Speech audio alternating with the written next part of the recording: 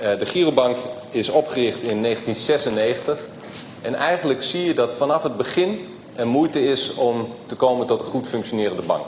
Het kredietbeheer is niet adequaat, de governance is vanaf het begin eigenlijk niet op orde. Er is geen goede interne auditfunctie. En dat leidt eigenlijk 6 jaar later al onmiddellijk tot de eerste keer het inroepen van de noodregeling door de centrale bank in december 2002. Het solvabiliteitstekort is op dat moment nog niet zo enorm groot. Het is nog een kleine bank, omstreeks 20 miljoen.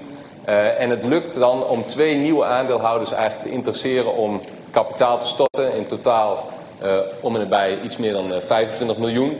En daarmee weer een positieve solvabiliteit te genereren, waardoor de centrale bank opnieuw een bankvergunning kan afgeven aan de Girobank in 2004.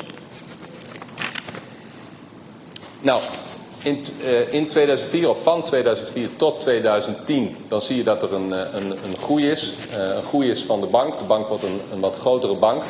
En in 2010 wordt voorgesteld om een nieuwe aandeelhouder in de bank te brengen. Die eigenlijk een meerderheidsaandeelhouder wordt. En een meerderheidsaandeelhouder betekent dat je ook een grotere invloed hebt op het wel en wee van de bank. Die meerderheidsaandeelhouder, dat is een groep investeerders. Onder de naam IIG TOF Holding, zoals u daar ziet staan. De andere aandeelhouders blijven APNA en het land Curaçao. En APNA is dan APC geworden na 10-10-10. De bank is flink gegroeid. Zoals u ziet 1,2 miljard, circa het balanstotaal, eigen vermogen van 120 miljoen. Nou, vanaf dan nemen de problemen eigenlijk snel toe in de komende 3 jaar.